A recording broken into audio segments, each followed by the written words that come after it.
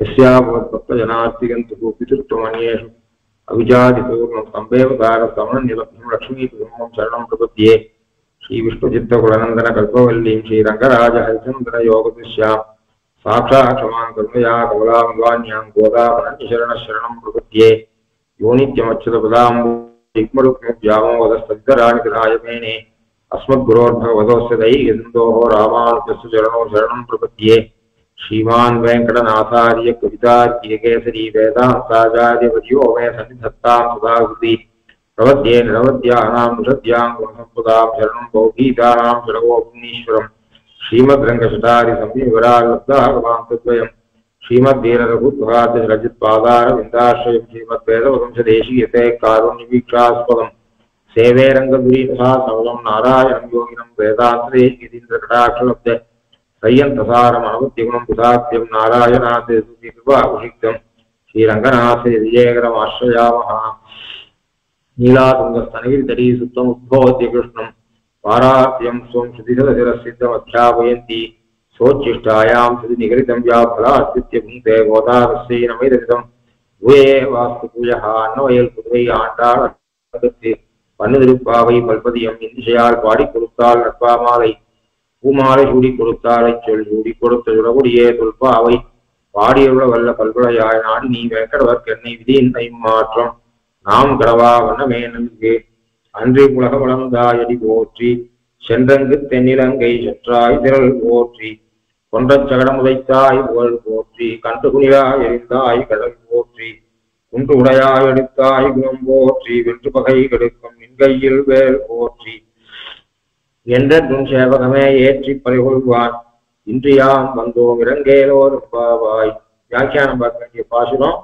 அங்கன் மாஞாலத்தரசர் அபிமான பங்கமாய் வந்து பள்ளிக்கட்டு கீழே சங்கம் இருப்பார் போல் வந்து தலை பெய்தோம் கிங்கினி வாய் செய்த தாமரை பூ போலே செங்கன் சிரிச்சிறிதே எம்மே விழியாவோ திங்களும் ஆதித்யனும் விழுந்தாட் போல் அங்கள் இரண்டும் கொண்டு எங்கள் மேல் நோக்குதியேல் எங்கள் மேல் சாபம் விழிந்தேரோ ரெப்பாவாய். இதுல அந்நியாருக்கு சேஷத்துக்கு சொல்றார். போன பாசுரத்துல மாற்றார் உனக்கு வழி குறைந்து உன் வாசக்கன் ஆற்றாது வந்து உன் அடிபணியுமா போலே என்று சொன்னார். அதுல அபிமான சூன்யதையை சொன்னார். இங்கு அனன்யார்க சேஷத்துக்கு சொல்றார். ஒன்ன தவிர களைவாய் துன்பம் களையாது ஒழிவாய் கலைகன் வச்சிடேன் தொய் ரக்ஷதி ரக்ஷகைஹி கிமன்யைஹி தொய்ச்ச அரக்ஷதி ரக்ஷகைஹி கிமன்யைஹி. நீ காப்பாத்தினா உண்டு, நீ காப்பாத்தினாலும் நான் மத்தவாகிட்ட போக மாட்டேன், நீ காப்பாத்தலைன்னாலும் நான் மத்தவாகிட்ட போக மாட்டேன். கௌமுதி நன்னா பாஷ்யத்தா மகாபாஷ்யத்தோட அபேட்சை இல்லை. கௌமுதியே தெரியாதவனுக்கு மகாபாஷ்யம் புரிய போறதே இல்லை. அப்ப கௌமுதிக்கு முக்கியத்துவம் போல அது மாதிரி நீ காப்பாத்திட்ட அப்படின்னா இன்னொருத்தர் இடத்துல நான் போக மாட்டான். இந்த டாக்டர் ஆபரேஷன் பண்ண ஒத்துண்ட அப்படின்னா வேற எங்கேயும் வேற டாக்டர் செகண்ட் ஒப்பீனியனுக்கு போகவே மாட்டான். இந்த டாக்டர் ஆபரேஷன் பண்ண மாட்டான்னு சொல்லிட்டு அப்பயும் செகண்ட் ஒப்பீனியனுக்கு ஒருத்தர்கிட்ட போக மாட்டான். அப்படின்னா அந்த டாக்டர் அவ்வளவு உயர்ந்தவர்னு அர்த்தம். அது மாதிரி அனன்யாருக்கு சேஷம். அவனை விட்டா நமக்கு வேற சேஷம் இல்லை அப்படின்னு விட்டு அவனை விட்டா நமக்கு கைங்கரியம் விதிக்காது, அவனை விட்டு பிரியாம இருக்கும். அப்போ அனன்யாருக்கு சேஷத்தை சொல்றான். அவனுக்கே நான் சேஷபூதன், அதனால அவனாலேயே நான் அவனுக்கு கைங்கரியம் பண்றதே எனக்கு புருஷார்த்தம், அவனே எனக்கு ரட்சை கூடியவன். அதனால சேஷ வஸ்துவை காப்பாத்துறது சேஷி சுவாமியானவன் காப்பாற்றுவான். அதனால ரட்சைக்கு அவனை விட்டா நான் வெளில போக வேண்டியதில்லை. எங்களுடைய சாபம் மொத்தம் எங்களுடைய பாபம் மொத்தத்தையும் போக்குறதுக்கு அவன் மொத்தம் சக்தி. சர்வ பாப பிராயசித்தம் பிரவൃத்தி. ஒவ்வொரு பாபத்துக்கு தனித்தனி பிராயசித்தம் உண்டு. அதுக்கு பிரதிபதோக்த பிராயசித்தம்னு பேர். அப்போ இன்ன பாபம் பண்ணா இன்ன பிராயசித்தம் அப்படின்னு. எல்லா பாபத்துக்கும் சாபம் அப்படின்னு சொன்னா அனுபவிச்சே தீர்க்க வேண்டிய துக்கம். அப்படிப்பட்ட சாபமாகுது பாபமாகுது எல்லாத்துக்கும் சேர்ந்து பகவானுடைய சங்கல்பம். ஏன்னா பாபமோ சாபமோ எல்லாம் பகவானுடைய திருவுள்ளம் தான். அதாவது பாபம் புண்ணியம்ன்றது ஒரு கடின பதார்த்தம் இல்லை. பாபம்னா நாம நம்முடைய செயலால பகவானுக்கு கோபம் விளைவிக்கிறதா இருந்தால் அது பாபம். நம்முடைய செயல் பகவானுக்கு ஒரு சந்தோஷத்தை ஏற்படுத்துறதாக இருந்தால் அது புண்ணியம். அப்படின்றதுனால அவன் நினைச்சான்ற பட்சத்துல இந்த பாபத்தை மொத்தத்தையும் அவன் போயிடுவான். மோட்சம் போறவாளுக்கு பாபம் புண்ணியம் எல்லாத்தையும், அதாவது பாபம் எப்படி மோட்சத்துக்கு தரங்களோ அப்படி புண்ணியமும் தரங்கள் தான் மோட்சத்துக்கு. இரும்பு சங்கிலியால கால கட்டினாலும் ஓட முடியாது, தங்க சங்கிலியால கால கட்டினாலும் ஓட முடியாது. இரும்பு சங்கிலியால கால கட்டினா மாதிரி பாபங்கள் சாபங்கள், தங்கச்சங்கிலியால கால கட்டினா மாதிரியாக புண்ணியங்கள். ஆகையினால இந்த லோகத்துக்குள்ள புண்ணிய பாபம் இருக்கலாம். அதாவது தனியா ஒரு பிஸ்கெட், கோல்டு பிஸ்கெட் இல்ல இரும்பு பிஸ்கெட், அது ரெண்டுத்துக்குள்ள மரியாதை வித்தியாசம் உண்டு. ஏன்னா இரும்பு பிஸ்கெட்டை வச்சுட்டு நகை பண்ணி போட்டுக்க முடியாது, கோல்டு பிஸ்கெட்டை வச்சுட்டு நகை பண்ணி போட்டுக்கலாம், அப்போ வித்தியாசம் உண்டு.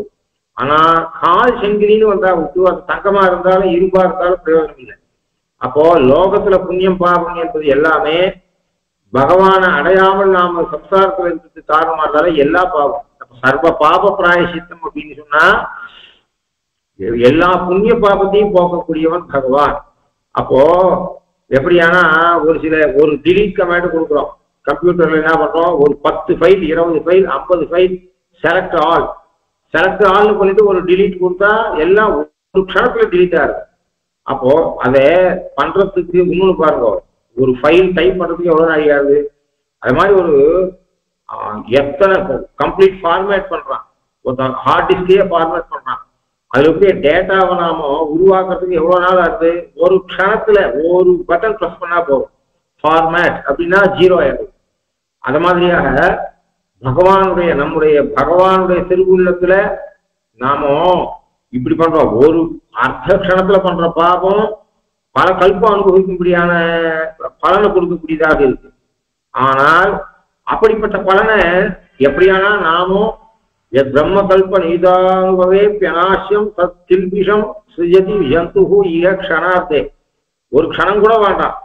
அம்மாவை பார்த்து காலை நீட்டுறதுக்கு ஒரு க்ஷணம் வேணுமா, அம்மாவை பார்த்து கை வாங்குறதுக்கு எவ்வளவு க்ஷணம் வேணும், அது ஒரு க்ஷண காரியம். ஆனா அது எவ்வளவு பெரிய பாபம். அது மாதிரியாக ஒரு பசுவை கொலை பண்றதுன்றது எவ்வளவு நாள் காரியம், ஆனா எவ்வளவு நாள் அனுபவிக்க போறோம்.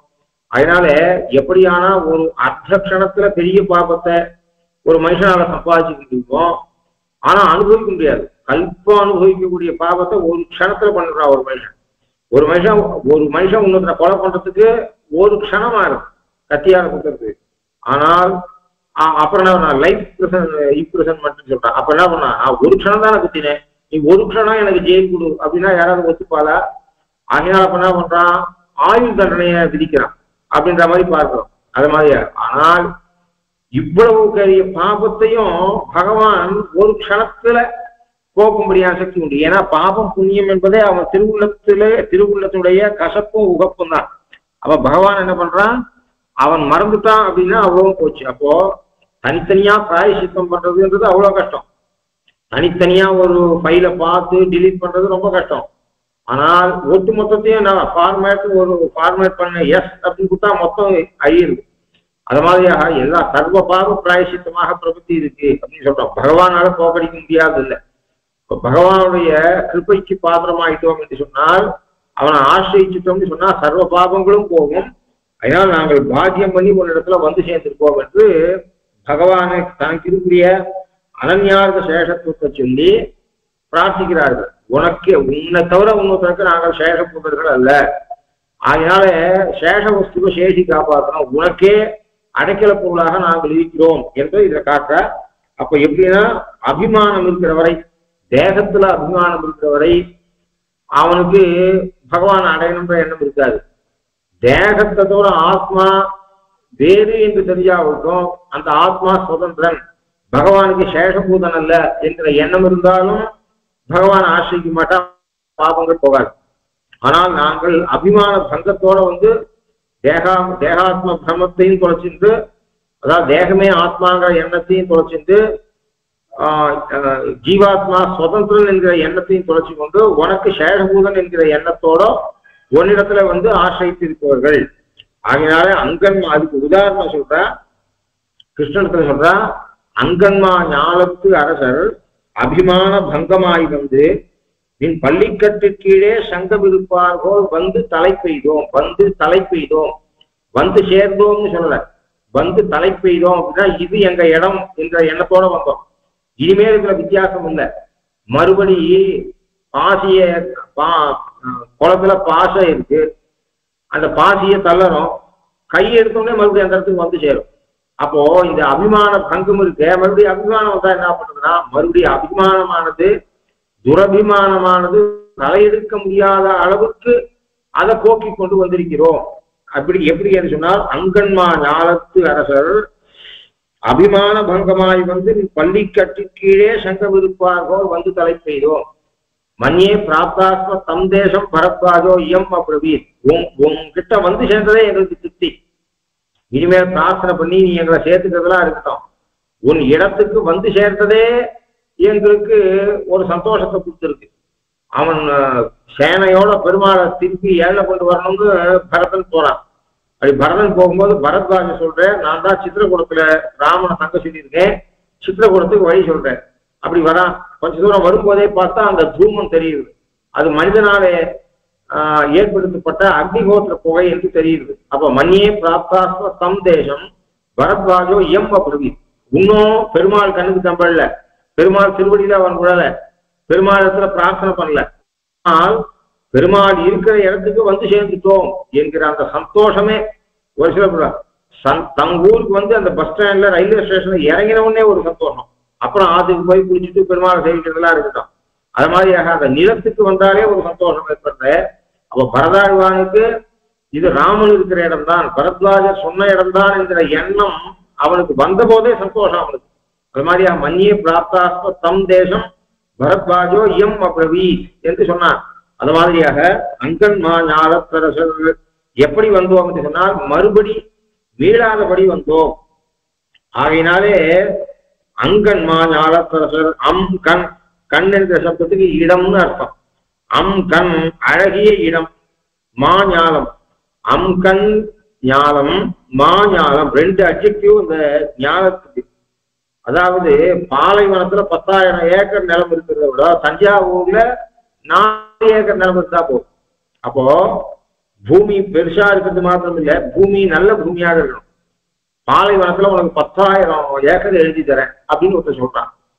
அப்படி உனக்கு அது வாண்டானா தஞ்சாவூர்ல 1 ஏக்கர் எழுதி தரேன் தான். இதை யார் ஒத்துப்பான்? 1 ஏக்கர் தான் ஒத்துப்பான், 10,000 ஏக்கர் ஒத்துக்க மாட்டான். இந்த பூமி விசாலமா இருக்கிறது மாத்திரம் இல்ல, மா ஞானம் மாத்திரம் இல்ல, இது அழகிய ஞானமாவும் இருக்கு. அதுவும் பாரத தேசத்தை சொல்ற, பாரத தேசத்தில் இருக்கக்கூடிய ராஜாக்கள் எல்லாம் தன்னுடைய அபிமானத்தை விட்டு உன் பள்ளிக்கட்டின் கீழே வந்திருக்கிறா போலே. அப்போ ஆறுகள் இந்த தேசத்துக்கு பெருமையே, அதாவது எல்லாரும் சொல்லுவார் ஜனனி ஜென்மபூமிச்ச சொர்க்காதபி கரியசி அப்படின்னு சொல்லுவார்.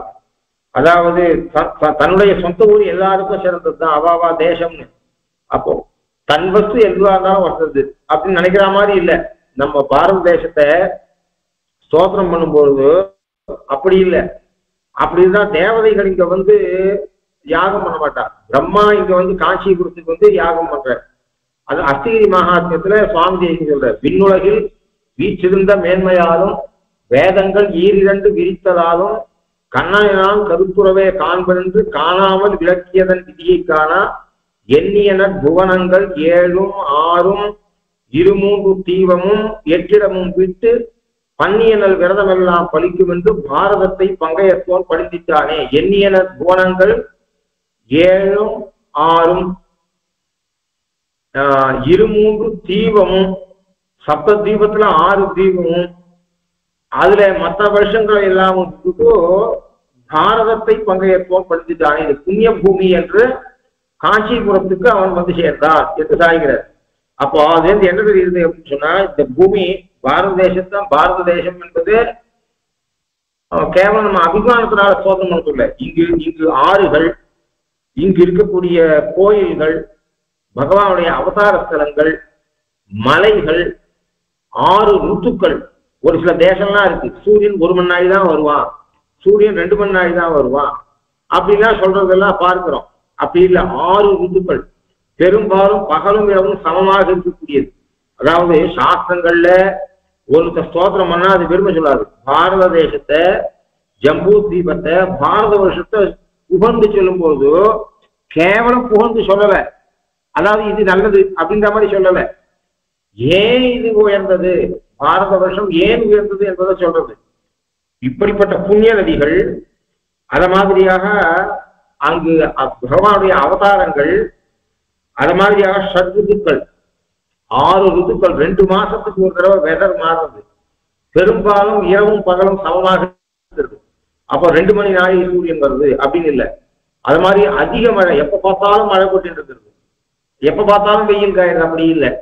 6 ருத்துக்களை கொண்டு இருக்கிறது. வேத இதிகாச புராணங்களுடைய எண் இப்படி ருத்துக்கள் இருக்கிறதாலே அங்க கர்மானுஷ்டானத்துக்கு தகுந்த இடம், பண்பாடு, வாழ்க்கை முறை.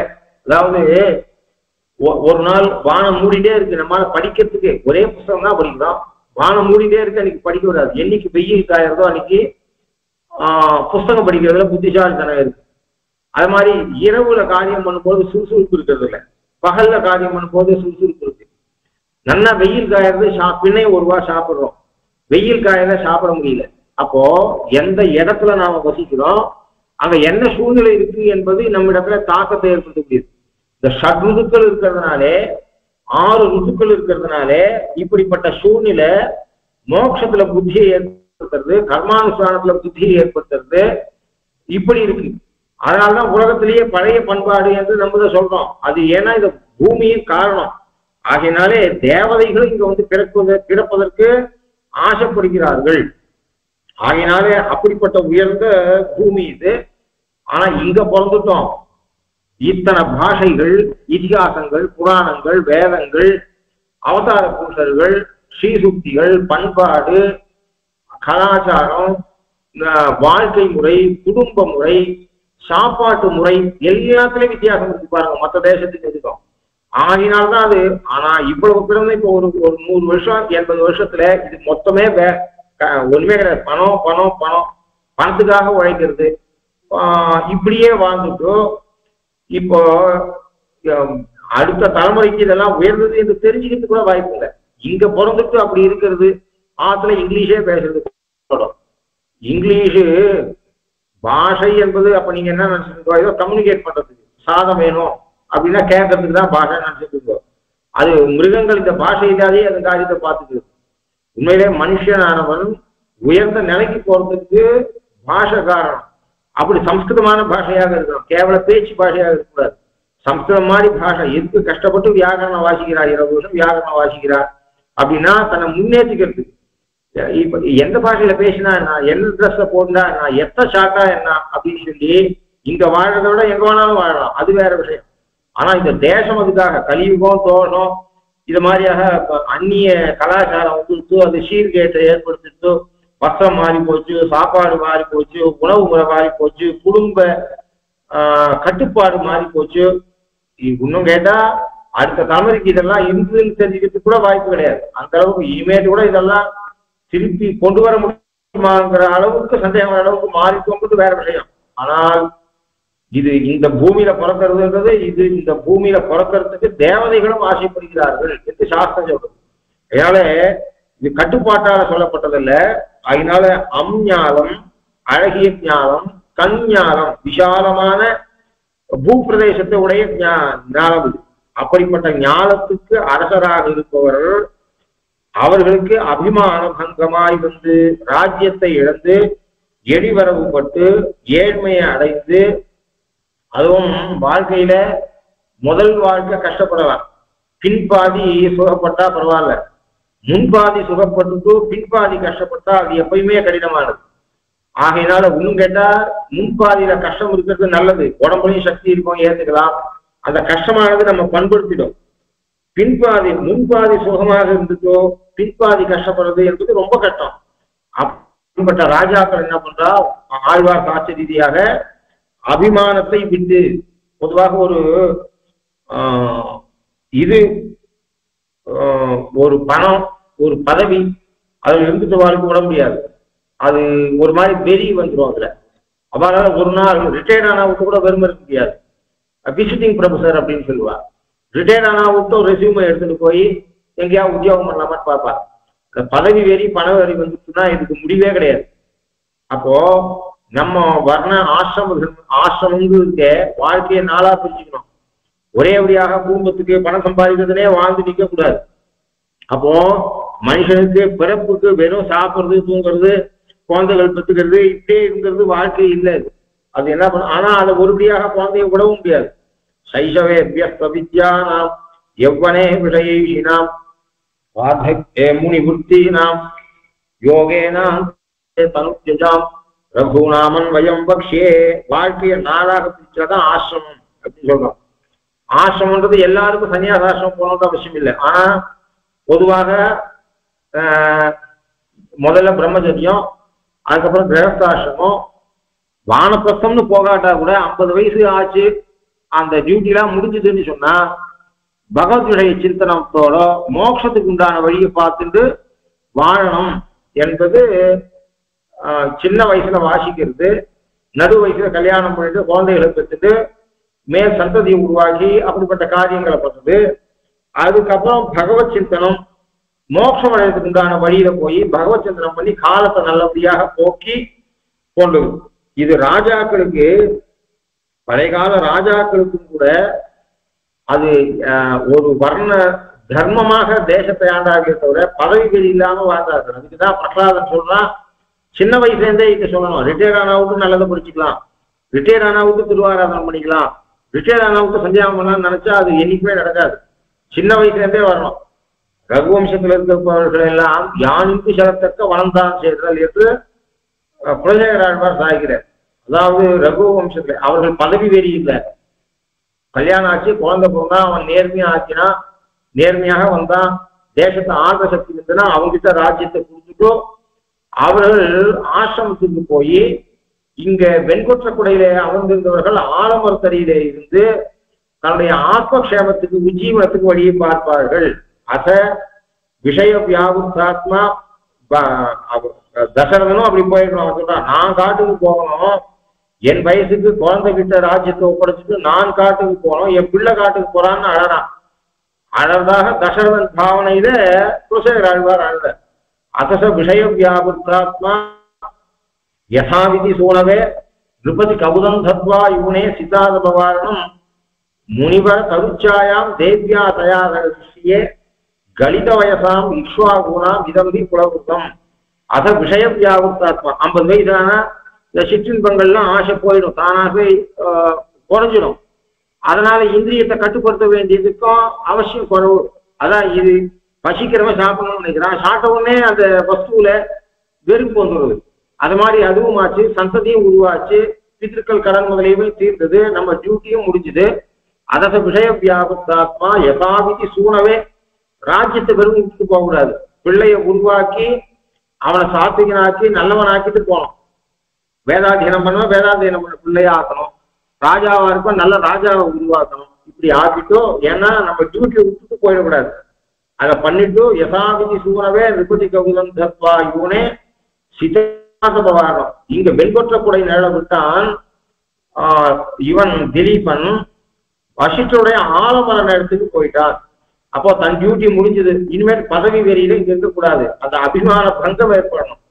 கேவலம் நாம பிறந்தது அந்த பதவி இதுக்காக மட்டும் இல்லை, நாம ஆத்ம ஜீவனத்துக்காக பிறந்திருக்கோம் என்று எண்ணி அவன் வெண்கொற்ற குடை நிழலை விட்டு ரிஷிகள் இருக்கக்கூடிய காட்டிலே இருக்கக்கூடிய ஆலமரத்து நிழலுக்கு போயிட்டான். அங்க போய் ரிஷிகளிடத்துல நல்ல விஷயத்தை கேட்டு ஆத்ம ஜீவனத்துக்கு வழி தேடினான்னு சொல்றார்.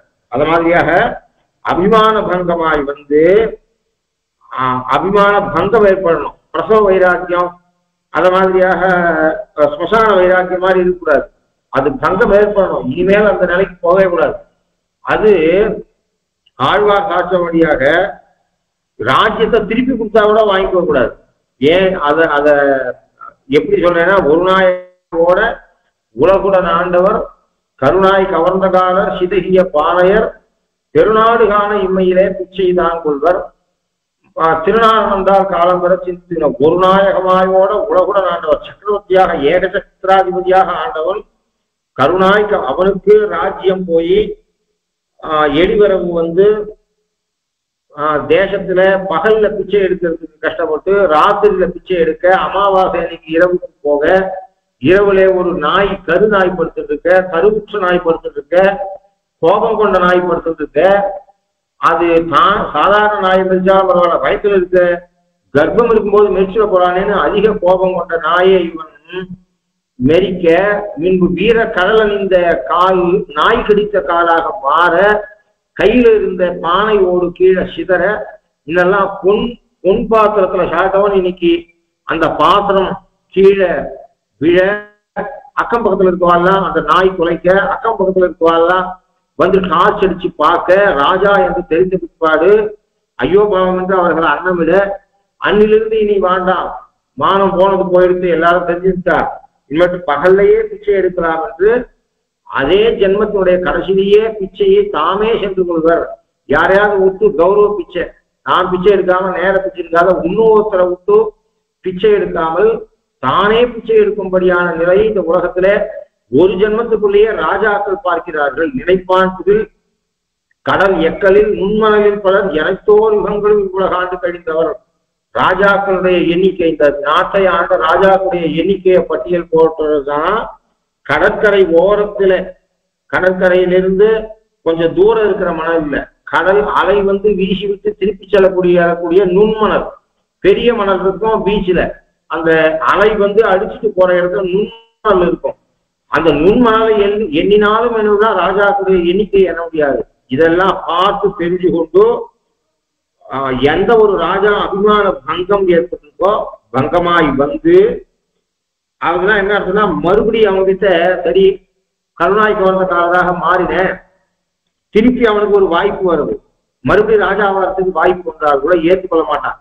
அப்போ யார் ஏற்றுப்பான் அப்படின்னு சொன்னா விரக்தி பூர்ணமாக வந்து அபிமான பங்கம் இல்லாதவன், பங்கம் வராதவன் தான் திருப்பி ராஜ்யத்தை ஏற்றுப்பான். அப்போ அபிமான பங்கம் வந்துட்டுனால் அவன் ராஜ்யத்தை ஏற்றுக்கொள்ள மாட்டான். அபிமான பங்கமாய் வந்து நின் பள்ளிக்கட்டின் கீழே பரதனை, அப்போ அவன் என்ன பண்றான், உன் திருவடி வந்து ஆசிரிச்சுட்டான். அந்த ராஜா நன்னா விரக்தி வந்து உன் திருவடி ஆசிரிச்சுட்டான். மறுபடியும் வாங்க, உங்களுக்கு மறுபடியும் ஆப்பர்ச்சுனிட்டி இருக்கு, உங்க சிம்மாசனத்துல உட்காந்து இருக்கிறோம்னா போகவே மாட்டான். பகவத் அனுபவம் பண்ணி கைங்கரியத்தோட ருச்சியை பார்த்தவன் மதுவிரதோ நேக்ஷகம் பீட்சதே என்று மறுபடி போக மாட்டான். பெருமாளோட இருந்துட்டா சேஃப்ங்கிறத தெரிஞ்சுட்டவன் மறுபடியும் அந்த பதவி வெறி எதுக்கு போகவே மாட்டான். அல்புடைய தேகாத்ம பிரமத்தாலே சுதந்திராத்ம பிரமத்தால வரக்கூடிய அந்த சேத்துல கால் வைக்க மாட்டான். பெருமாளோடவே இருந்தான் இளைய பெருமாள், அவனுக்கு எந்த கஷ்டமும் வரல. பரதன் நேர்மையானவன், எந்த தப்பும் பண்ணாதவன் பரதன். ஆனா கேவலம் ராமனிடத்திலிருந்து தூரம் இருந்ததால மட்டுமே பிறராலே சந்தேகப்படுத்தப்பட்டான், பிறராலே ராஜ்யத்துல நீ உட்காரு என்று சொல்லப்படப்பட்டான். அப்போ அதனால என்ன தெரியுதுன்னா அப்படி அபிமான பங்கமாய் வந்து நீ பள்ளிக்கட்டின் கீழே சங்கம் இருப்பார் போல் வந்து தலை பெய்தோம். அப்படி அபிமான பங்கம் ஏற்பட்டு வந்து நீ பள்ளிக்கட்டின் கீழே உன்னுடைய சிம்மாசனத்தோட கீழே சங்கம் இருப்பார் போல் கூடி இருப்பவர்கள் போல்.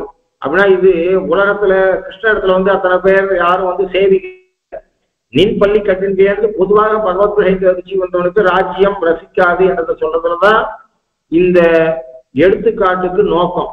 ஏனென்றா கிருஷ்ணன் கிட்ட வந்தவன் ஒரு சிலர் தான் வந்தான், அவளுக்கு கும்பலா வரல.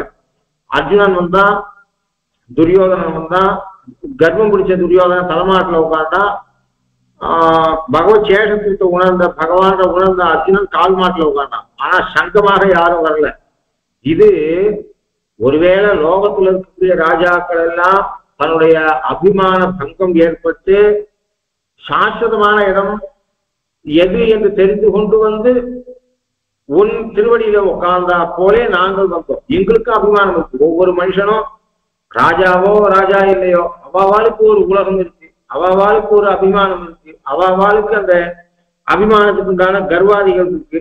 அதனால அந்த கர்வத்தை எல்லாம் விட்டு நின் பள்ளிக்கட்டின் கீழே சங்கம் இருப்பார் போல் வந்து தலை.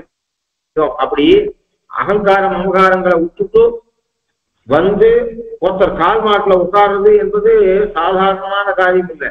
ஒருத்தர் இடத்துல போய் வாசிக்கிறது கூட சாதாரண காரணம் இல்லை. யார்கிட்டயாவது சொல்லி பாருங்க, நீ அவர்கிட்ட போய் காலசேவம் பண்ணு அப்படின்னு கண்டிப்பாக பண்ண மாட்டார்கள். அது ஒட்டு மொத்தத்துல எப்ப பண்ணுவா அப்படின்னா அகங்காரம் இல்லாததான் இன்னொருத்தரை போய் அவகிட்ட காலக்ஷேபம் பண்ணணும் என்ற எண்ணம் வரும். அப்போ யார்கிட்ட சொல்லிக்க போறோமோ அவா விஷயத்துல அபிமான பங்கம் இருந்தால் போய் சேவிக்கவும் மாட்டான், காலக்ஷேபமும் பண்ண மாட்டான். காலக்ஷேபம் பண்ணாலும் அந்த உறவு ஆச்சாரிய சிஷ்ய பாவமானது நீடிக்காது. அபிமானம், அப்போ அபிமானத்தை விட வேண்டும். ஒரு சிஷ்யன் ஒரு ஆச்சாரத்துல போனோம்னா அபிமானத்தை விட வேண்டும். உன்னை விட நான் பெரியவன் என்கிற எண்ணம் இருக்கிற பட்சத்துல, அப்போ ஒரு ஆச்சாரத்துல அபிமான பங்கம் சிஷ்யன் போனார். அபிமான பங்கம் வராத போது ஒருவன் ஒரு ஆச்சாரியனை அண்டவே மாட்டான். நானா படிச்சுக்கலாம் அப்படிங்கிற எண்ணம் இருக்கு. நானே சர்வஜன், எனக்கே நானே நல்ல புத்திசாலி, நானே சாமானிய சாஸ்திரம்லாம் வாசிக்கிறேன், எனக்கு வியாக்கரணம் தெரியும், சாகித்யம் தெரியும், அதான் நான் என்னத்துக்கு அவர்கிட்ட போய் உட்காந்து வேதாந்த காலக்ஷேபம் பண்றது அப்படிங்கிற எண்ணம் வந்தால் அவன் போய் கண்டிப்பாக காலக்ஷேபம் பண்ண மாட்டான். அப்போ ஒருத்தனை ஆசிரியிக்கிறான்னு சொன்னான். அதாவது பகவான ஒரு ஜீவனை ஆசிரியிக்கிறது மாத்திரம் இல்ல, ஒரு ராஜாவை இன்னொரு ராஜா ஆசிரியிக்கணும் என்று சொன்னாலும், அதான் மனப்பூர்வமாக ஆசிரியிக்கணும் என்று சொன்னாலும், ஒருத்தரை ஆச்சாரியனாக ஒரு சிஷ்யன் ஏற்றுக்கணும் என்று சொன்னாலும் அந்த உறவு நிலைச்சிருக்குமானால் அபிமான பங்கமானது இல்லாகும். அப்போ அபிமான பங்கம் இல்லை, அவரும் மனுஷர் தான் அப்படிங்கிற எண்ணமும், அவர் மட்டும் நம்ம கிட்ட என்ன புத்திசாலி அப்படிங்கிற எண்ணமும், அவர்கிட்ட இருந்து கத்துக்கிறத நாமாவே படிச்சு கத்துக்க முடியாதா அப்படிங்கிற எண்ணம் இருந்தாலும் ஒரு நாள் போய் சேவிக்க முடியாது. சேவிச்சு உட்காந்து அவருக்கு வந்து விஷயத்தை தெரிந்து கொள்ள முடியாது. இப்போ அபிமான பங்கமாய் வந்து நீ பள்ளிக்கட்டின் கீழே சங்கம் இருப்பார் போல் வந்து தலை பெய்தோம், நாங்கள் வந்து தலை பெய்தோம் அப்படின்னா இது இந்த சங்கடம் எப்படி இருக்குன்னா இதனுடைய பாக்கியத்தை சொல்றா. வந்து தலை பெய்தனுடைய பாக்கியத்தை சொல்றா. அதாவது அது கொண்டாடுகிறார்கள், பகவான் இடத்துல வந்து இப்படி சேர்த்து இருக்கிறதை கொண்டாடுகிறார்கள். வானரானாம் நரானாச்ச கதமாதி சமாகமகா ராமசுக்ரீவையோரைக்கும் தேவி ஏவம் சமஜாயதா என்று விஸ்ருதமான இது சங்கதமாக பெற்றதே. அங்க எப்படியானால் அவ பிராட்டி அனுமா இடத்துல கேட்கிறா, வானரானாம் நரானாச்ச கதமாதி சமாகமகா, ஒரு பெரிய கத்திரியனான ராஜாவுக்கும் ராமனுக்கும் வானரங்களுக்கு நடுவுல சமாகமம் எப்படி ஏற்பட்டது அப்படின்னு அவ கேட்கிறார். அப்படின்னா ஏன்னா அவள் வந்தாவுக்குதான் சுக்ரீவனோட ராமனுக்கு சங்கமம் ஏற்பட்டு, அதனால அவள் கேட்கிறா. ஒன்னும் இவன் வந்திருக்கவன் யாரு என்பதை புரிஞ்சு கொள்ள வேண்டும் என்பதற்காகவும் அவ கேட்கிறான். அவன் என்ன பண்றான் சொல்றான், மொத்த சரித்திரத்தையும் சொல்றான். ஆரம்பத்திலேருந்து இருக்கக்கூடிய சரித்திரம், இவள் வந்தா விட்டோ இவளுடைய ஆபரணம் இருந்தது, அதை சுக்ரீவன் பார்த்தது, அப்புறம் ராமன் வந்த போது கொடுத்தது, இப்படி ரெண்டு பேருக்கு இருக்கக்கூடிய அக்னி சாட்சியாக ரெண்டு பேரும் ஒருத்தரோட ஒருத்தர் உன்னுடைய சுகம் என்னுடைய சுகம், உன்னுடைய துக்கம் என்னுடைய தக்கம்னு பரஸ்பரம் ரெண்டு பேரும் அக்னி சாட்சியாக சத்தியம் பண்ணிட்டது. மொத்த கதையை சொல்லிட்டு ராம சுக்ரீவையோரைக்கும் தேவி ஏவம் சமஜாயதா, அவ கேட்டா வானரங்களுக்கும் நரங்களுக்கும் நடுவுல எப்படி ஏற்பட்டதுன்னு. அவளுக்கு கதை தெரியாதுன்றதுக்காக கதை சொன்னேன். எப்படி ஏற்பட்டதுன்றது சரித்திர பிரகாரம் பிராட்டி பிரிஞ்சு வந்த பிற்பாடுதான், ராவணனால அபகரிக்கப்பட்டு லங்கைக்கு வந்த பிற்பாடுதான் ராமனுக்கும் சுக்ரீவனுக்கும் ஐக்கியம் ஏற்பட்டது. அப்போ அந்த சரித்திரத்தை எக்ஸ்பிளைன் பண்ற மாதிரியாக அவளுக்கு விஷயத்தை தெரிவிக்கணும்னு சொன்னனே தவிர, அம்மா நீ யோசிச்சுப்பாரு, வானரானாம் நரானாச்ச கதமாதி சுமாகமா, இது சேராத சேர்த்தி, இந்த சேர்த்தி எப்படி ஏற்பட்டது என்று நீ சொல்றைய. தேவி ஏவம் சமஜாயதா, ஏவம் சப்தத்துக்கு ஒரு சின்ன சின்ன சப்தம் இருக்கும் வால்மீகி ராமாயணத்துல. அதை அவைஷ்ணவாச்சாரியால் வியாக்கியானம் பண்றதுக்கும் வைஷ்ணவாச்சாரியால் வியாக்கியானம் பண்றதுக்கும் அவ்வளவு வித்தியாசம் இருக்கும். ஒரு குட்டி குட்டி பதம், அது ஒன்றும் பெரிய பதம், ஆராய்ச்சி பண்ண வேண்டிய பதம் இருக்காது. அதுல கூட நம்ம பெரியவாளுடைய புத்திசாலித்தனம் பளிச்சுன்னு தெரியும். அதனால ஒரு பெரிய ஜாங்கிரி பண்ணி புத்திசாலித்தனத்தை காட்டுறது அவசியம் இல்லை. ரெண்டு பேர் எச்ச பேசுறா பாருங்க, இந்த எச்ச பேசுறதை வச்சே இவ எவ்வளவு கெட்டிக்காரா, அது எப்படி பாந்தமா பேசுறாரா இல்லையான்றதை தெரிஞ்சுக்கலாம். ஒரு சின்ன பெரிய பெரிய ஆழமான உபனிஷத் வாக்கியத்தை ஆராய்ச்சி பண்றது இல்லை. ஒரு ராமாயணம், ஒரு கதை, அந்த கதையில் இருக்கக்கூடிய ஒரு சின்ன சப்தம், தேவி ஏவம் சமஜாயதா, இப்படி இந்த மாதிரி ஆச்சு. வானரங்களுக்கும் நரங்களுக்கும் நடுவுல இருக்கக்கூடிய சமாகமமானது நட்பானது இப்படி ஆச்சு அப்படின்னு இருக்கு. தேவி ஏவம் சமஜாயதா, ஏவமும் ஒரு சப்தம் இருக்கு. ஏவம் சப்தத்துக்கு நம்ம ஆச்சாரியாலும் மற்ற வியாக்கியானத்திலையும் அவ்வளோ வித்தியாசம் இருக்கு. அப்படின்னா தேவி ஏவம் சமஜாயதா அப்படின்னா ஒண்ணு ஆஸ் ஐ எக்ஸ்பிளைன் இப்படி இந்த மாதிரியா ஆச்சுன்றது ஒண்ணு, அது முக்கியம் இல்ல. தேவி ஏவம் சமஜாயதா, அவன் சொந்த தம்பி இருக்க, சொந்த தம்பிய ஒன்னிடத்துல அனுப்பாம வேற ஒரு சமுத்திரத்துக்கு அண்ணன் இருக்கிற இடத்துல இன்னொத்தனாலே அபகரிக்கப்பட்ட ராட்சசனால அபகரிக்கப்பட்டு சிறையில வைக்கப்பட்டிருக்கிற உன்னை கண்டு வருவதற்கு சொந்த தம்பியான லக்ஷ்மணனை அனுப்பாமல் தன்னோடு சத்தியம் பண்ணி கொண்ட சுக்ரீவனுடைய கீழ் பணியாளரான என்னை அனுப்பக்கூடிய அளவுக்கு அவர்களுடைய சமாகமம். ஏவம் சப்தத்துக்கு அர்த்தம் ஏவம் சமஜாயதா. ஏவம்னா என்ன தூது அனுப்புற மாதிரி, என்ன தூது அனுப்பக்கூடிய அளவுக்கு அந்த சக்கியம் அவ்வளவு ஸ்ட்ராங்கா இருக்கு அப்படி அர்த்தம். ஏவம் சப்தத்துக்கு என்ன தூது, கூட பிறந்தவனை உன்னிடத்திலே லங்கைக்கு போ, சீதைய பார்த்துட்டு பேசிட்டு வா என்று கூட பிறந்த லக்ஷ்மணனை அனுப்பாமல் தன்னோடு சக்கியம் பண்ணி கொண்ட சுக்ரீவனை அனுப்பாமல் சுக்ரீவனுக்கு கீழே பணி செய்யக்கூடிய என்னை அனுப்பக்கூடிய அளவுக்கு ஏவம்னா ஆஸ் எக்ஸ்பிளைன் அர்த்தம் இல்ல, சோ ஸ்ட்ராங் அப்படின்னு அர்த்தம். இந்த அளவுக்கு ஸ்ட்ராங்காக என்னோட பிள்ளைக்கு உபநயனம், அந்த பிள்ளைக்கு உபநயனத்துக்கு பத்திரிகைய நான் கொண்டு போய் டிஸ்ட்ரிபியூட் பண்ணாம என்னோட ஃப்ரெண்டோட பிள்ளைய கொண்டு போய் பத்திரிகை கொடுத்துட்டு வா அப்படின்னு சொன்னா அப்ப என்ன அர்த்தம், அந்த ஃப்ரெண்டு அந்த எனக்கும் அந்த ஃப்ரெண்டுக்கும் அவ்வளோ க்ளோஸான நெருப்பு. அதாவது நான் அவனை ஃப்ரெண்டாவே பார்க்கல, என் குடும்பத்து மனுஷனாவே பார்க்கறேன். அதனாலதான் நான் போய் அழைக்க வேண்டியவால என் ஃப்ரெண்டோட பிள்ளைய அனுப்பி கொடுக்க சொல்றேன், பத்திரிகை கொடுக்க சொல்றேன். அப்படின்னா என்ன அர்த்தம், என் மனுஷனாக அவனை நினைச்சாதான் அப்படி பண்ண முடியும். அப்போ அவன் ரெண்டு பேருக்குள்ள ஏவம் சமஜாயத்தா.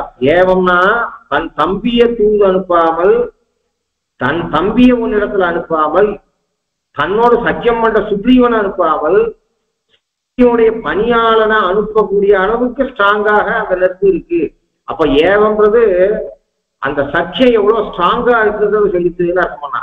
இன்னொன்னு தேவி ஏவம் சமஜாயதா அப்படின்னு சொல்லும்போது அவன் கையால ஏவம்னு சொன்னபோது கையை காட்டினான், பிராட்டிய கையை காட்டி தன்னை கை காமிச்சு வானரானாச்ச கதமாசித்தமா இருக்குமான்னு கேட்கறிய.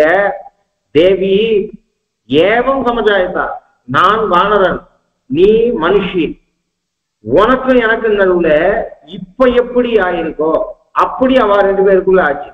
அப்படின்னா என்ன அர்த்தம், நீ ஒரு பெண் நான் ஒரு குரங்கு, நீ ஒரே தேசத்துல இல்ல நீ வேற தேசத்துல இருக்க, ராவணனாலே சிறை பிடிக்கப்பட்டு சிறைக்கு உள்ள இருக்க. இந்த சிறைக்கு உள்ள புருஷனான வானரனான எனக்கும் பெண்ணான உனக்கும் சிறைப்பட்டு இருக்கிறோம். அங்க ரெண்டு பேரும் சுதந்திரமா இருக்கா, ராவணன் சுதந்திரமா இருக்கா, சுக்ரீவனும் சுதந்திரமா இருக்கான். அவனுக்குள்ள சக்கியம் ஏற்பட்டது எப்படின்னு நீ அது என்னவோ பெரிய அதிசயமாக கேட்கிறிய. இப்போ இன்னொரு ராட்சசனாலே கொண்டு வரப்பட்டு லங்கையில சிறையில அசோகவனத்துல இருக்க இவ்வளவு பாதுகாப்போடு இருக்கக்கூடிய இந்த இடத்துல உனக்கும் எனக்கும் இப்போ வானரம் நான் வானரம் நீ மனுஷி, அதனால உனக்கும் எனக்கும் ஒரு சமாகமம் ஏற்படுமானால் ராமனுக்கு சுக்ரீவனுக்கு ஏற்பட்டது என்ன அதிசயம் என்று அர்த்தம். ஏவம் சமஜாயத்தார். இப்போ உனக்கும் எனக்கும் இது ஏற்படுமா, பகவத் சங்கல்பம் தான் எல்லாம் ஏற்படுது. இங்க உனக்கும் எனக்கும் எப்படி சமாகமம் ஏற்பட்டிருக்கோ அது மாதிரி எங்க சுக்ரீவனுக்கும் ஏவம் சப்தத்துக்கு இந்த க்ஷணத்துல சீதையான உனக்கும் வானரனான எனக்கு எப்படி சமாகமம் ஏற்பட்டிருக்கோ அப்படி ராமனுக்கும் சுக்ரீவனுக்கும் ஏற்பட்டது. இது அதிசயம், அதை விடும் அப்படின்னு ஏவம் சப்தத்துக்கு அர்த்தம் பண்ணா. அப்படி ஒரு ராஜா கர்வப்பட்டே இருப்பான், கடைசி வரை நல்லதுல புத்தி வராது, அந்த பதவி வெறியில இருப்பான், அப்படியேதான் மாண்டி போவான். அப்படி இல்லாமல் அந்த அபிமான பங்கத்தை விளைவித்துக் கொண்டு ஒன்ன ஆசிரிக்கிற மாதிரி பொதுவாக மனிதன் தேகாத்ம பிரமம் சொதந்திராத்ம பிரமத்துல சிக்கி கொண்டு பகவான் கிட்டக்கே வரமாட்டான். அப்படி பகவான் கிட்ட வந்திருக்கா மாதிரி நாங்கள் வந்திருக்கிறோம். அப்போ அப்படி நாங்கள் உங்களிடத்துல வந்திருக்கோம். தேகாத்ம பிரமம் சொந்தராத்ம பிரமத்தெல்லாம் விட்டுட்டு கூட நடக்காத ஒண்ணு நடக்கும், விதிவாய்க்கு காப்பாரார். நாங்க பண்ற பாக்கியம் எம்மா பாவியர்க்கும் விதிவாய்க்கு வாய்க்காரார் என்ற ரீதியிலே உனக்கும் எனக்கும் இப்படிப்பட்ட சம்பந்தம் ஏற்பட்டிருக்கு. அதனால அங்கன்மா ஞானத்தரசர் அபிமான பங்கமாய் வந்து நீ பள்ளிக்கட்டின் கீழே, இது உதாரணம். அப்படி நடக்குமே ஆனால் ஒரு ராஜா இப்படி அபிமான பங்கத்தை பண்ணிக்கொண்டு உன்னை ஆசிரிப்பானே. ஆனால் ராஜாவுக்கு ஏன்னா ராஜ பதவியில் இருக்கவனுக்கு கடைசி வரை அகங்காரம் அகங்காரம் போகாது. அந்த பதவி வெறி. அதனால தேவதைகளாக விட மனுஷர்களாக இருக்கிறது நல்லது. தேவதைகளாயிட்டா சீக்கிரம் மோட்சம் கிடைக்காது. ஏன்னா அகங்காரம் அந்த பதவியினுடைய சந்தோஷம் ஐஸ்வர்யத்தை அனுபவிக்கிறது. அதனால அவ மோட்சம் தள்ளி போறோம். ஆனா மனுஷனா பிறந்து வாழ்க்கையில சமப்படுறது, தாப பிரயத்தால பாதிக்கப்படுறது சீக்கிரம் மோட்சம் போறதுக்கு காரணமாகும். அப்போ ஒரு ராஜாவா இருக்கும் சக்கரவர்த்தியா இருக்குனே அபிமான பந்தத்தினால உன் திருவடியை அடையிறது எவ்வளவு துர்லபமோ அது பாக்கியம் இருக்கிற ராஜாவுக்கு தான் கிட்டுமோ, அப்படி எங்களுக்கும் பாக்கியவசத்தால இது கிட்டு இருக்கு. அதனால உன்னை நாங்கள் ஆசிரிச்சிருக்கிறோம். அதனால அபிமான பங்கமாய் நீ பள்ளிக்கட்டின் கீழே சங்கம் இருப்பார் போல் தலைப்பீதோ. நாங்களும் ஒரு ராஜா உன்னை ஆசிரிச்ச இப்படி சுதந்திர ஆத்மபவம் தேகாத்மெல்லாம் போய் உன்னிடத்துல ஆசிரிச்ச ராஜாவை நீ மறுபடியும் போய் முடிச்சு ஊட்டிக்கோன்னா எப்படி அவன் ஒத்துக்கொள்ள மாட்டானோ, அப்படி நாங்களும் இனிமேல் உன்னை விட்டு பிரியறதுக்கு ஒத்துக்கொள்ள மாட்டோம். ஏன்னா நீ இப்ப என்ன பண்ணணும் அப்படின்னு கேட்டா, உன்னுடைய இந்த சமாகமம் எங்களுக்கு எண்ணிக்கை தொடர வேண்டும். கிண்கிணிவாய் செய்த தாமரை பூ போலே செங்கஞ்சிரி சிறிதே எம்மேல் விழியாவோ திங்களும் ஆதித்யம் விழுந்தாற் போல் அங்க நிரண்டும் கொண்டு எங்கள் மேல் நோக்குதியேல் எங்கள் மேல் சாபம் இடிந்தேரோ நம்பாவாய். ரெண்டு இடத்துல எம்மேல் விழியாவோ எங்கள் மேல் நோக்குதிய. அதனால என்ன சொல்றான்னா தொடர்ந்து கொண்டே இருக்க வேண்டும். ஒரு தடவை பிரார்த்தனை பண்ணி நிறுத்தல, இந்த பிரார்த்தனையும் தொடரணும். உன்னுடைய கட்டாட்சமும் என் மேல தொடர்ந்து கொண்டே இருக்க வேண்டும். கிண்கிணி வாய் செய்த தாமரை பூ போலே.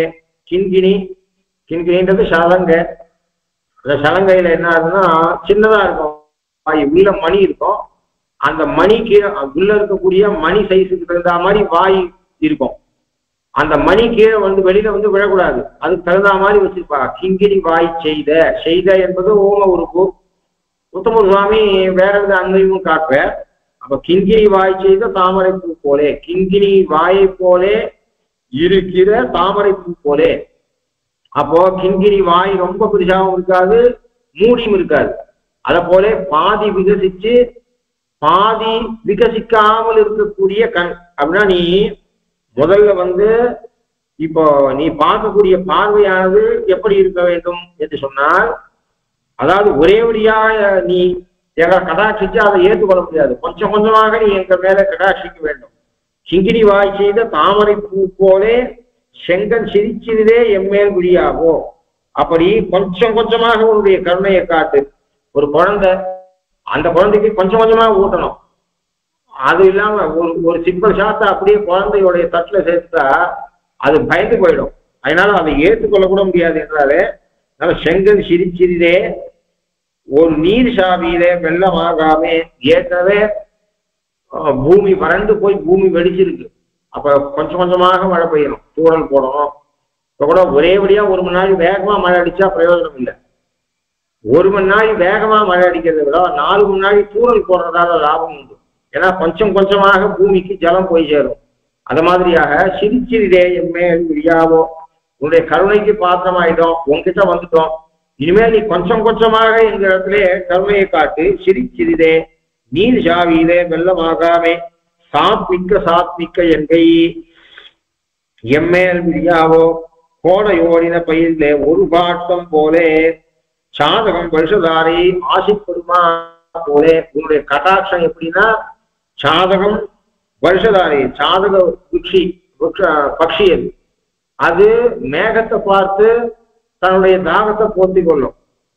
மேகத்துல பூமியில தண்ணி பட்டுச்சுன்னா அதை சாப்பிடாது, குளங்கொட்டையில சாப்பிடாது. மேகத்தை பார்த்து தன்னுடைய தாகத்தை போக்கிக் கொள்ளும். அது மாதிரி சாதக புத்தியான நாங்கள் உங்களுடைய கட்டாட்சத்தை எதிர்பார்க்கிறோம். திங்களும் ஆதித்யனும் விழுந்தாற் போல் அங்கள் இரண்டும் கொண்டு எங்கள் மேல் நோக்குதியே. எங்கள் மேல் சாபம் விழுந்தேலோ நம்பாவாய். திங்களும் ஆதித்யனும் எழுந்தாற்போல். திங்கள்னா சந்திரன், ஆதித்யன் சூரியன், இவர்கள் எழுந்தாற்போல், திங்களும் ஆதித்யனும் எழுந்தாற்போல் அங்கன் இரண்டும் கொண்டு எங்கள் மேல் நோக்குதியேல். அந்த அங்கன் அழகிய கண்கள் இரண்டும் கொண்டு சந்திர சூரியர்கள் போன்று அழகான இரண்டு கண்கள். உண்மையில சந்திர சூரியனை ஓமையாக கொடுக்க முடியாது, நீச்சோபதான். அப்படிப்பட்ட சந்திரனும் சூரியனும் போல இருக்கக்கூடிய இரண்டு கண்களும், அதாவது ஒரு கண் சந்திரன் ஒரு கண் சூரியன் அர்த்தம் இல்லை. ரெண்டு கண்களுமே சந்திரனை போல இருக்கிறது, ரெண்டு கண்களுமே சூரியனை போல இருக்கிறது. அப்போ ரெண்டு கண்களுமே யாருக்கு சந்திரனை போல இருக்கு, யாருக்கு சூரியனை போல இருக்கு என்று சொன்னால், உகந்தாருக்கு ரெண்டுமே சந்திரனை போல இருக்கு, உகவாதாருக்கு ரெண்டுமே சூரியனை போல இருக்கு. அப்போ எதிரிகளுக்கு ரெண்டு கண்களுமே சூரியனை போல கொளுத்தும்படியாக இருக்கு. அதாவது உன்னை ஆசிரிச்சவர்களுக்கு ரெண்டு கண்ணுமே சந்திரனை போல இருக்கு, சமகாலத்திலேயே இருக்கு அப்படின்னு அர்த்தம். ரெண்டு கண்ணுமே சூரியனா தெரியுது, உன்னை உகவாதா இருக்கு. ரெண்டு கண்ணுமே சந்திரனாக தெரியுது, உன்னை உகவாது. சீற்றத்தோடு அருள் பெற்றவன். நம்மாழ்வார் நிசும்மனுக்கு ஒரு திருநாமம் கொடுக்கிற, சீற்றத்தோடு அருள் பெற்றவன் என்று சாய்கிற. கோபத்தோடு அருள் பெற்றவன். கோபமும் அருளும் சமகாலத்தில் எப்படி இருக்கும்? கோபம்ன்றது இருக்கிற போது அனுகிரகம் இருக்காது, அனுகிரகம் இருக்கிற போது கோபம் இருக்காது. கோபமும் அனுகிரகமும் எப்படி சமகாலத்தில் இருக்கும் என்று ஒருத்தர் கேள்வி. இப்படி ஒரு நிசும்மனுக்கு ஆழ்வார் திருநாமம் கொடுக்குறாரு.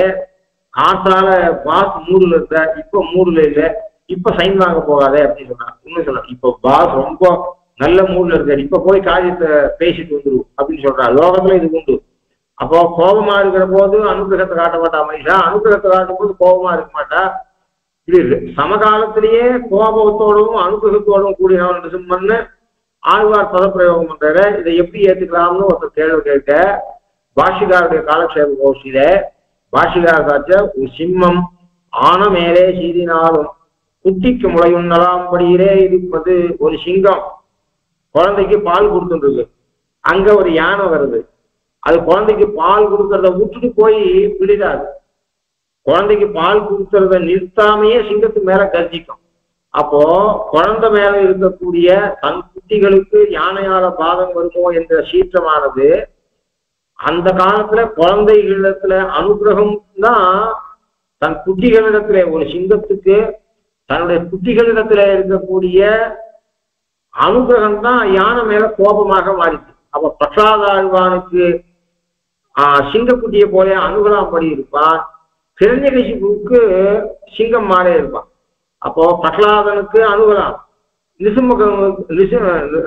இவனுக்கு ஹிரண்யகசிபுவுக்கு அணுக முடியாமல் இருப்பான் என்று பாஷிகார சாட்சி ரீதியில. அப்ப ரெண்டு கண்களுமே உகவாதாருக்கு அப்படி இருக்கு, உகவார்களுக்கு என்ன இருக்கு. அது மாத்திரம் இல்ல, ரெண்டு சூரியன் எப்படி அனுகிரகம், சூரியனும் வேணும் லோகத்துக்கு, சந்திரனும் வேணும். அங்கன் இரண்டும் கொண்டு அப்படின்னா உகவாதாருக்கு சூரியனாகவும் உகந்தவர்களுக்கு சந்திரனாகவும் இருக்கக்கூடிய உன்னுடைய ரெண்டு கண்களையும் கொண்டு எங்களை நீ அனுகிரகம் பண்ணுவாயாக ஒரு அர்த்தம். அல்லது எங்க விஷயத்திலே சூரியனாகவும் சந்திரனாகவும் இருக்கக்கூடிய கண்களை, சூரியனும் வேணும் லோகத்துக்கு, சந்திரனும் வேணும்.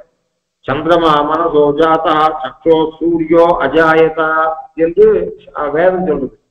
பகவானுடைய மனசிலிருந்து சந்திரன் உண்டானா, பகவானுடைய கண்ணிலிருந்து சூரியன் உண்டானா அப்படின்னு சொல்றது. பகவானுடைய மனசிலிருந்து சந்திரன் உண்டானான். சந்திரமா மனசோ ஜாதா சக்ரோ சூரியோ அஜாயதா, கண்ணிலிருந்து சூரியன் உண்டானா அப்படின்னு சொல்லுது.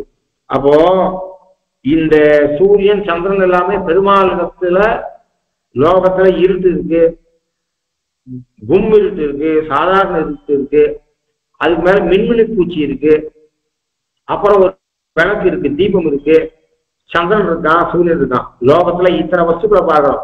இது எல்லாம் பகவானுடைய படைப்புல இருக்கக்கூடியது. ஒரே இருட்டு, கும் இருட்டுன்னு சொல்றோம். கொஞ்சம் இருட்டு குறைஞ்ச இடத்த பார்க்கிறோம். அதை விட மின்மினி பூச்சியை பார்க்கிறோம். மின்மினி பூச்சிக்கிட்டேயும் ஒரு பிரகாசம் இருக்கு. அதோட ஒரு சின்ன தீபம் எழுதி வைக்கிற பார்க்கிறோம். பெரிய அக்னி குண்டத்தை பார்க்கிறோம். அது மாதிரியாக சந்திரனை பார்க்கிறோம், சூரியனை பார்க்கிறோம். இது எல்லாமே பகவானுடைய சந்தர்ப்பத்தாலே ஒளிரக்கூடியது. அதுல கூட இந்த சூரியன், இந்த விண்மணி பூச்சியிலிருந்து சூரியன் வரை பிரகாசிக்கக்கூடிய வஸ்துக்கள் எல்லாமே பகவானுடைய பிரகாசத்தை நினைச்சு பார்த்தா சூரியன் கூட ஒரு மின்மினி பூச்சி ஆவான், அப்படிப்பட்டவன். இன்னொன்னு அந்த சூரியனுக்கு அந்த பிரகாசத்தை கொடுக்கக்கூடிய சக்திய பகவான் கொடுத்துருக்கான். அவங்கிட்டேந்து கடன் வாங்கி சந்திரன் பிரகாசிக்கிறான் அப்படின்னு தெரியுது. இதுல என்ன தெரியுது அப்படின்னா, இது எல்லாமே பகவானுக்கு பகவானால சொந்தமாக பிரகாசிக்கக்கூடியவர் பகவான் ஒருத்தம். ஆனா பகவானுக்கு என்ன பண்ணிருக்கா, சூரியன் இல்லை அப்படின்னு சொன்னா இந்த லோகமே இருக்காது. சூரியனுக்கு அந்த பிரகாசத்தை கொடுத்து லோகத்தை ஜீவனம் பண்ண வைக்கிறான். சூரியன் இல்லாட்டா பயிர்கள் வளராது, பயிர்கள் வளராட்டா லோகத்துல உயிர்கள் இருக்காது. சூரியன் இல்லை அப்படின்னா வஸ்துக்கள் கண்ணுக்கு தெரியாது. அதெல்லாம் சூரியன் இல்லை அப்படின்னா சாப்பிட்டது ஜீர்ணிக்காது. அப்போ சூரியனுக்கும் நம்ம பயத்துல இருக்கக்கூடிய அக்னிக்கும் கூட தொடர்பு, சூரியனுக்கும் ஸ்தாவரங்களுக்கும் தொடர்பு. இப்ப சூரியனுக்கு பல லாபம் இருக்கு. சூரியன் இல்லாட்டா வஸ்துக்களை பார்க்க முடியாது, நமக்கு கண்ணு இருந்தும் பிரயோஜனம் இல்லை. சூரியன் இல்லாட்டா உணவு கிடைக்காது, சூரியன் இல்லாட்டா சாப்பிட்ட உணவு ஜீரணமாகாது. அப்ப துர்தினம்னு பேரு. பழைய காலத்துல என்னைக்கு சூரிய கிரணமே பூமியில படலையோ அன்னைக்கு சாப்பிடவே மாட்டான், எதுவுமே சாப்பிடாம இருந்துருவான். அப்போ அதுலேருந்து தெரியுது, அப்போ சூரியனானவன் அவ்வளவு அனுகிரகத்தை பண்றான். அது மாதிரி உன்னுடைய கண்களும் அனுகிரகம் பண்ண முடியுது. அது மாதிரி சந்திரன் இருக்கானே, சந்திரமா மனசோ ஜாத்தா.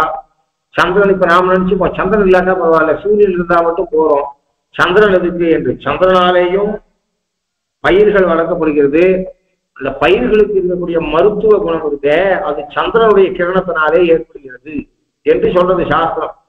இப்ப சூரியனிடத்துல இருந்து ஒளிய வாங்கி சந்திரன் பிரகாசிக்கிறான். அந்த சந்திரனுடைய பிரகாசத்தினாலே பயிர்களுக்கு வளர்ச்சி ஏற்படுது. சூரிய கிரணத்தை போல பயிர்களுடைய வளர்ச்சிக்கு சந்திரனும் தேவை. ஒரு சில மருத்துவ குணமானது பயிர்களுக்கு சந்திரனுடைய கிரணத்தினாலே படுகிறது என்று சாஸ்திரம் சொல்லியிருக்கு. அப்படி இன்னொன்னும் பெருமாளுடைய கண்ணு ரெண்டு விதம். இப்போ பகவானுடைய அகக்கண் புறக்கண். சந்திரமா மனசோ ஜாத்தா, சந்திரமா மனசோ ஜாத்தகான்னு சொல்றதுனாலே அகக்கண்ணை சொல்றது. சக்ஷோ சூரியோ அஜாயதா, பகவானுடைய கண்ணிலிருந்து சூரியன் உண்டானான் அப்படின்னு சொல்றதுனால புறக்கண்ணை சொல்றது. உன்னுடைய அதாவது திங்களும் ஆதித்யனும் எழுந்தாற்போல் அங்கன் இரண்டும் கொண்டு எங்கள் மேல் நோக்குதியே. உன்னுடைய புறக்கண்ணாலேயும் எங்களை நீ நோக்க வேண்டும், உன்னுடைய அகக்கண்ணாலேயும் என்னை நீ நோக்க வேண்டும்.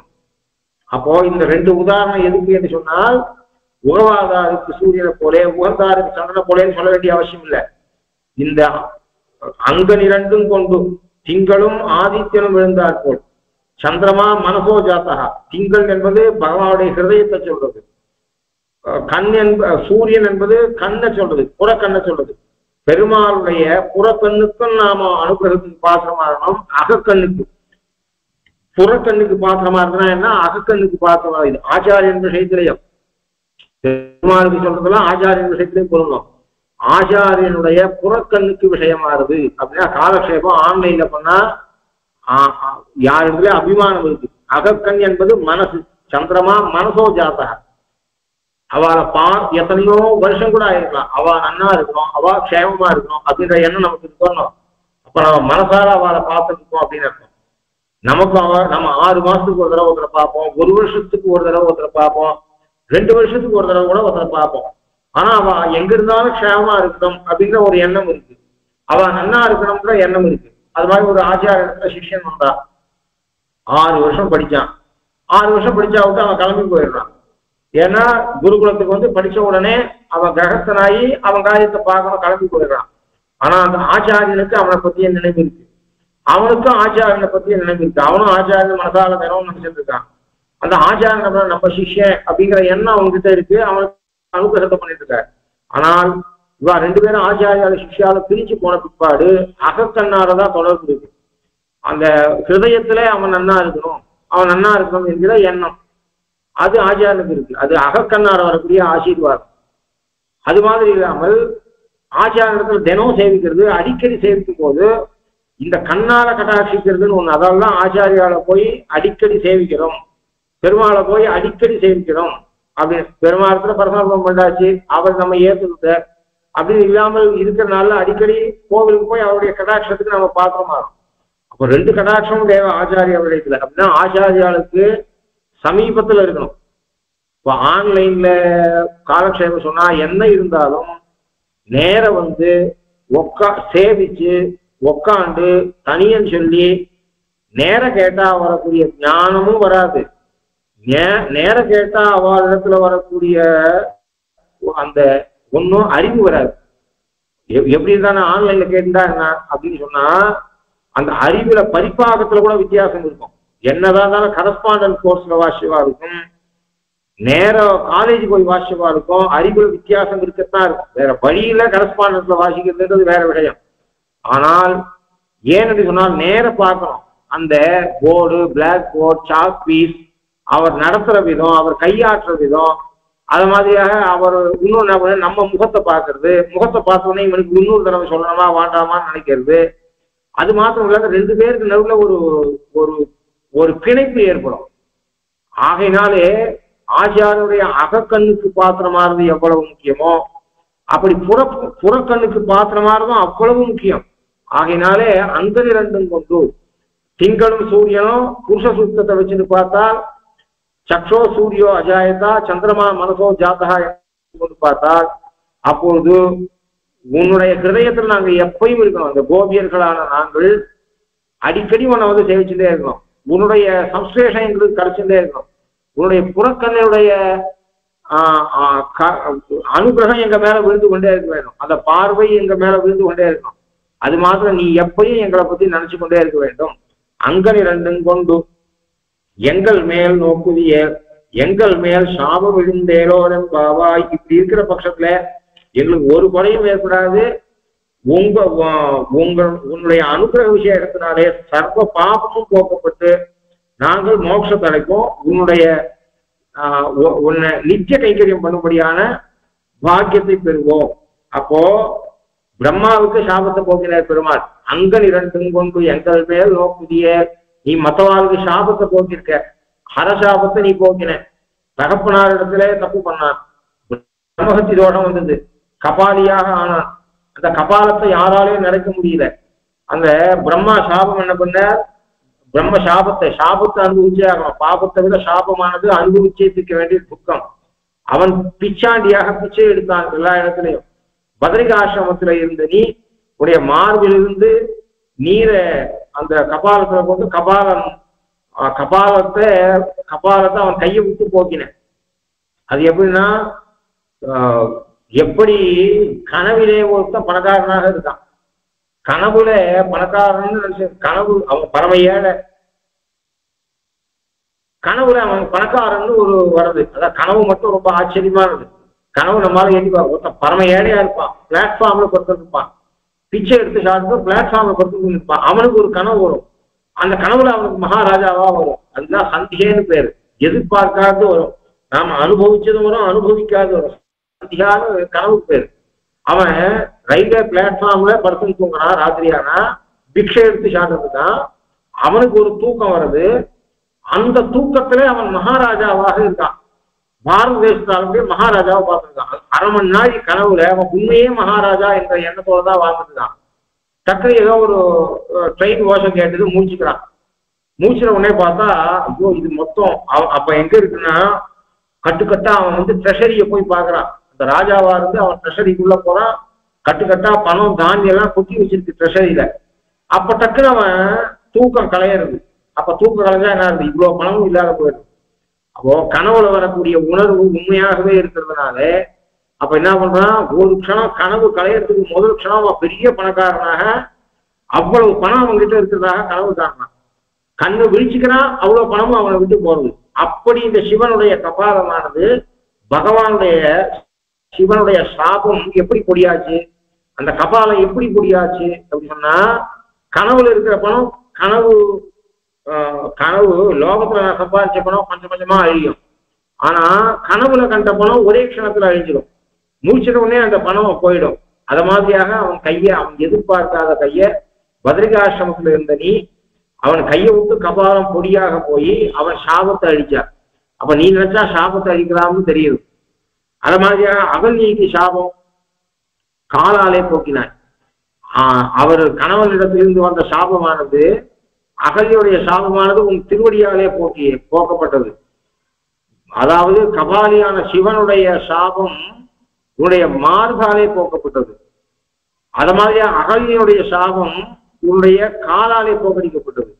எங்களுக்கு சம்சாரத்துல இருக்கிறது வாழ்தல் என்கிற இந்த சாபம் இருக்க, சம்சாரத்தில் வாழவே ஒரு சாபம், அது துக்கம். அந்த துக்கமானது திங்களும் ஆதித்தனும் விழுந்தாற்போல் அங்கன் இரண்டும் கொண்டு எங்கள் மேல் நோக்குதியல் எங்கள் மேல் சாபம் இழிந்து இழியும் அப்படின்னு அர்த்தம். அதனால அகல்யையுடைய சாபத்தை காலால போக்கினா மாதிரியாக, பிரம்மாவுடைய சாபத்தை மார்பாலே போக்கினா மாதிரியாக, உன்னை இரண்டு கண்களுடைய பார்வை, அகக்கண் புறக்கண் முதலிய ரெண்டு கண்ணோட இருக்கக்கூடிய பார்வை, அனுகிரக கட்டாட்சம் இருக்க, மனதாலே கட்டாட்சிக்கிறது, கண்ணாலே கட்டாட்சிக்கிறது, இது ரெண்டும் எங்களுடைய சர்வ பாவத்தையும் போக்கும். அதனால எங்களுக்கு நிரபராத கைங்கரியம் உங்களிடத்துல கிடைக்கும். நாங்க இங்க வந்திருக்கோம். அடுத்த பாசத்துல சொல்ல போறா, நீ இப்படி வா, இங்கே இருக்காதே, சிம்மாசனத்துல 4 பேர் இடத்துல உட்காரு, அப்ப நான் வந்த காரியம் ஆராய்ந்து அருள் என்று சொல்ல போறா. வெளிமனுஷாளுக்காக நாங்க பறைன்னு தேடிந்து வந்திருக்கோம், ஏதோ வாத்திய விசேஷம் வாங்கணும், நீ யமுனைக்கு துணைக்கு வரணும் என்று நாங்கள் ஏதோ வந்திருக்கோம். நாங்க வந்த காரியம் எங்க வாக்கியத்துக்கு அப்படியே அர்த்தம் பண்ணிக்காதே, பறை கொடுன்னா வாக்கியத்தை கொண்டு கையில நிறுத்தாதே. அதாவது தண்ணீர் இருந்தால் தண்ணீரே கொண்டு வரும்படியான வயது. கல்யாணம் ஆன புதுசு, பழைய கால கல்யாணம், அவனுக்கு ஒரு 18-20 வயசு பையன், அந்த பொண்ணுக்கு சின்ன வயசு 10-12 வயசு. அவனுக்கு ஓரளவுக்கு சிங்காரம் தெரியுது, அந்த பொண்ணுக்கு சிங்காரம் தெரியல. மாமியார் ராத்துக்கு போயிருக்கான், மாப்பிள்ளை வந்திருக்காருன்னு நல்லா தலிகை பண்ணி இலையில சாப்பிட்டிருக்கா. சாப்பிட்டுட்டு ஒரு சொம்பு வெள்ளி தீர்த்தத்தை சாப்பிட்டு போய் உட்காந்து அவனுக்கு அவகிட்ட பேசணும், ஆம்பியா கிட்ட பேசணும்னு ஆசை இருக்கு. ஆனா அது சின்ன குழந்தை புத்தியா இருக்கு. உள்ள போய் உட்காந்து என்ன பண்றான், இந்த பொண்ணை கூப்பிடணும்னு அவனுக்கு ஆசை. கூப்பிடுறான். கூப்பிடுறது எப்படி கூப்பிடுறது? மாமியார் மாமனார் எல்லாரும் அவாத்துல மச்சின எல்லாரும் இருக்கிற போது இங்க வான ஆம்பியால எப்படி கூப்பிடுறது? அதுக்காக என்ன சொல்றான், ரூம்ல உட்காந்து ஜலம் கொண்டு வா, தீர்த்தம் கொண்டு வா அப்படிங்கிறான். இப்பதான சாப்பிட்டுட்டு ஒரு சொம்பு வெள்ளி தீர்த்தம் சாப்பிட்டு போயிருக்க, அவருக்கு தீர்த்தம் தேவையில்லை, நேரம் உள்ள வான்னு கூப்பிடுறதுக்கு வெக்கம். 4 பேர் நடுவில் அதுக்காக தீர்த்தம் கூப்பிடுறாரு, தீர்த்தம் கொண்டு வா அப்படின்னு சொல்றாருன்னு அந்த பொண்ணுக்கு தெரிஞ்சுக்க தெரியாது. அது இன்னும் ரொம்ப அசிடு, ரொம்ப சின்ன பொண்ணு, இன்னும் சிங்காரம் தெரியாத. அது என்ன பண்ணும்னா, அம்மா ஒரு மாப்பிள்ளை தீர்த்தம் கேட்கறத கொண்டு போய் கொடுன்னு சொல்லும். அப்படி சொல்லும். அப்போ ஒருத்தர் ஒரு வார்த்தை பேசுறா அப்படின்னு சொன்னா அதுக்கு என்ன அர்த்தம் அப்படின்னு தெரிஞ்சுக்கணும். அந்த தண்ணீர் என்றால் தண்ணீரே கொண்டு வரும்படியான வயது என்று அந்த பெண்ணுக்கு தெரியல. மாமியார் என்ன பண்ணுவா, அந்த மாமியார் புத்திசாலியாக இருக்கிற பட்சத்துல மாப்பிள்ளை பொண்ணை கூப்பிடுற, பொண்ணே இங்க வான்னு அவளை பேரிட்டு கூப்பிடுறதுக்கு வெட்கம். அதுக்காக தீர்த்தத்தை வியாஜமா வச்சு அவளை கூப்பிடுறேன்னு தெரிஞ்சுட்டா, அந்த மாமியாருக்காவது புத்திசாலித்தனம் இருந்தா தீர்த்தத்தை பொண்ணு கிட்ட கொடுத்து மாப்பிள்ளை கிட்ட அனுப்புவோம். அவளும் அசிடா இருந்தா அவ கொண்டு போய் நிற்போம், தீர்த்தத்தை கொண்டு போய் சொம்புல கொண்டு போய் நிற்போம். அப்ப என்ன யோசிக்கணும், இப்பதான் சாதம் சாப்பிட்டு ஒரு சொம்பு ஒரு சொம்பு தீர்த்தத்தை சாப்பிட்டு வெள்ளி சொம்புல அவர் என்னத்துக்கு தீர்த்தம் வேணும் அப்படின்றத யோசிச்சு பார்த்தா தெரியும். அப்போ நாங்க ஏதோ பறைன்னு சொல்லிட்டு வந்துட்டு இருக்கோம். யாம் வந்த காரியம் ஆராய்ந்து அருள். நாங்க எங்க வார்த்தை மேலோட்டமா நீ பாத்துக்காதே, நாங்க கிருஷ்ண சம்சேஷம் என்கிற நீராட்டத்துக்கு வந்திருக்கோம். யமுனை நீராட்டது எங்களுக்கு முக்கியம் இல்லை, கிருஷ்ண சம்சேஷம் என்கிற நீராட்டத்துக்காக வந்திருக்கோம். இந்த வாத்திய விசேஷம் எங்களுக்கு முக்கியம் இல்லை, உன்னுடைய குற்றேவல் என்கிற. அப்போ நாங்க நீராட்டம் என்று சொன்னால் மற்றவர்களுக்கு ஆயர்வாடியில் இருப்பவர்களுக்கு அது யமுனையில நீராடுது. நாங்க உண்மையாக ஆராய்ந்து அருள். யாம் வந்த காரியம் ஆராய்ந்து அருள். சாதாரணமான வாத்திய விசேஷம் கேட்டு வந்தோம், வாத்தியத்தை வாங்கிட்டு போங்க அப்படின்னு சொல்லிடாத. நீ பாட்டுக்க வாத்தியத்தை எங்க கையில கொடுத்துட்டு நீங்க கிளம்புங்கன்னு சொல்லாதே. அவளுக்கு வாத்தியம் என்பது, அவளுக்கு பறை என்பது வாத்திய விசேஷம், எங்களுக்கு பறை என்பது உன்னுடைய கைங்கரியம். அவளுக்கு நீராட்டம் என்பது யமுனையில நீராடுவது, எங்களுக்கு நீராட்டம் என்பது உன்னுடைய சம்ஸ்லேஷம் அப்படின்றத தெரிஞ்சுக்கோன்னு மேல சொல்ல போற. அதுக்காக நீ அங்கள் இரண்டும் கொண்டு எங்கள் மேல் நோக்கிய எங்கள் மேல் சாபம் விதித்து, சரி எல்லாத்தையும் போக்குறேன், உங்களுக்கு என்ன வேணும் இங்கேயே சொல்லுங்கோ அப்படின்னு சொன்னா, இங்கேயே சொல்லல, படுக்கையை விட்டு நீ சிம்மாசனத்துல உட்காரு. எப்படி சிம்மாசனத்துல உட்காரணும்னு அடுத்த பாசனத்துல சொல்லி அதுக்கு அடுத்த பாசுரத்துல வந்த காரியத்தை சொல்ற. அதை நாளைக்கு பார்ப்போம். கவிதாக்கிய சிம்மாய கல்யாண குணசாலினே ஸ்ரீமதே வெங்கடேஷாய வேதாந்த குரவே நமஹ. ஸ்ரீமதே ஸ்ரீ லக்ஷ்மீ சிம்மதிவ்ய பாதுகா சேவகே ஸ்ரீவன் ஸ்ரீ நாராயண யதீந்திர மகாதேசிகாய நமஹ. ஸ்ரீமதே ஸ்ரீவன் ஸ்ரீ ரங்கநாத யதீந்திர மகாதேசிகாய நமஹ.